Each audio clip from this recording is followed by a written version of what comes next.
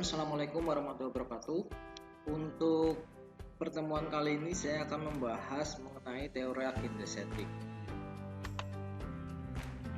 Teori agenda setting oleh Maxwell dan Shaw menyatakan bahwa hubungan yang kuat antara berita yang disampaikan media dengan isu-isu yang dinilai penting oleh publik merupakan salah satu jenis efek dari media massa yang paling populer yang dinamakan dengan agenda setting. Agenda setting terjadi karena media massa sebagai penjaga gawang informasi atau gatekeeper harus selektif dalam menyampaikan berita. Media massa tidak boleh asal-asalan karena ada etika dalam menyampaikan informasi atau berita kepada khalayak ramai. Media harus melakukan pilihan mengenai apa yang harus dilaporkan dan bagaimana melaporkannya. Tidak boleh asal-asalan. Itulah kenapa media massa harus selektif dalam menyampaikan informasi. Tidak bisa asal-asalan seperti di media sosial ataupun media internet yang tidak terdaftar. Yang ketiga, apa yang diketahui publik mengenai suatu keadaan pada waktu tertentu itu sebagian besar ditentukan oleh proses penyaringan dan pemilihan berita yang dilakukan oleh media massa. Agenda setting dibagi menjadi dua level. Level pertama yaitu upaya membangun isu umum yang dinilai penting. Level kedua menentukan bagian-bagian atau aspek-aspek dari isu umum tersebut yang dinilai penting. Level 2 penting karena memberitahu kita mengenai bagaimana cara membingkai isu atau melakukan framing terhadap isu yang akan menjadi agenda media juga menjadi agenda publik. Sion dan Bohr tahun 75 menemukan 3 prinsip pengaruh dari agenda setting.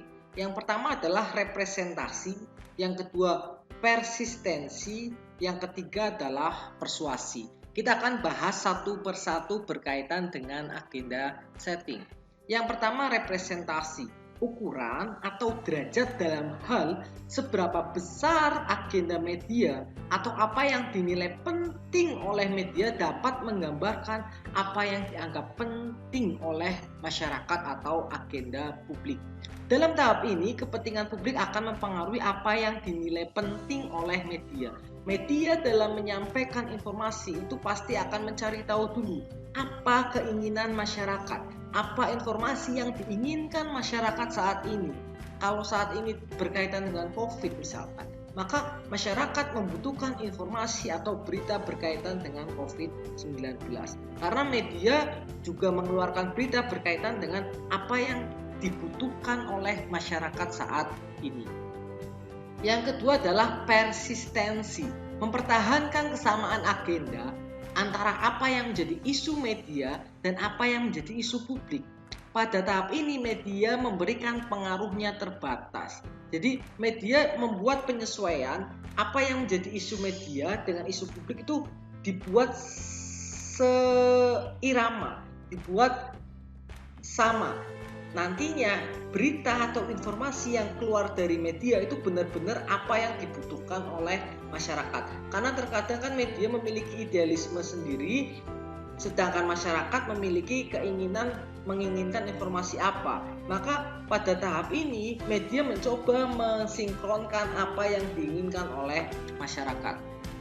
Yang ketiga adalah persuasi. Terjadi ketika agenda media mempengaruhi agenda publik, di mana agenda media bisa mempengaruhi agenda publik, di mana media bisa membuat kontrol terhadap agenda publik.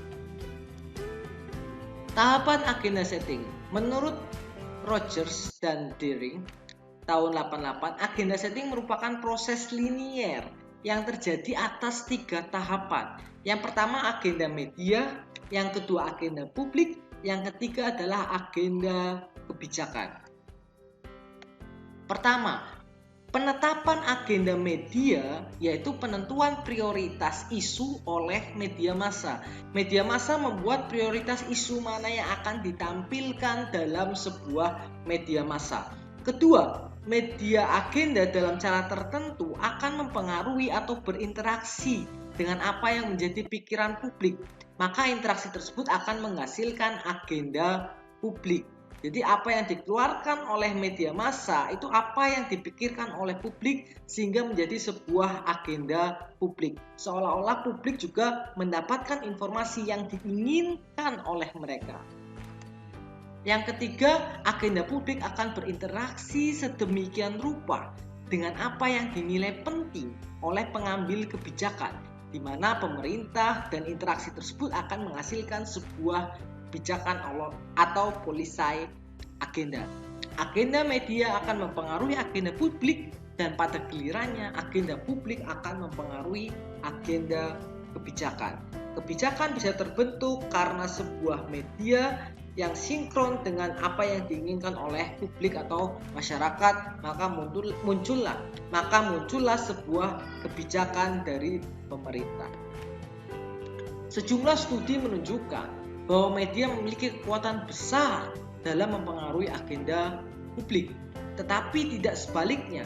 Dalam hal ini, hubungan yang terjadi adalah non-linear atau saling mempengaruhi. Jadi ada studi yang menyatakan bahwa ternyata tidak linear juga karena saling mempengaruhi. Bisa jadi agenda media mempengaruhi agenda publik dan endingnya ke polisi, atau bisa saling sebaliknya. Agenda publik bisa mempengaruhi agenda media dan endingnya ke sebuah kebijakan. Nah, ini yang masih menjadi sebuah tanda tanya yang bisa dipecahkan selanjutnya. Jadi akhirnya pertanyaannya, sebenarnya siapa sih yang pertama kali mempengaruhi agenda setting, dan apa sih yang menyebabkan agenda media atau apa yang menyebabkan media memilih berita tertentu sebagai isu dan menjadikannya sebagai agenda media. Nanti teman-teman bisa mencari tahu berkaitan dengan teori agenda setting ini. Kurang lebihnya mohon maaf. Sekian dari saya. Wassalamualaikum warahmatullahi wabarakatuh.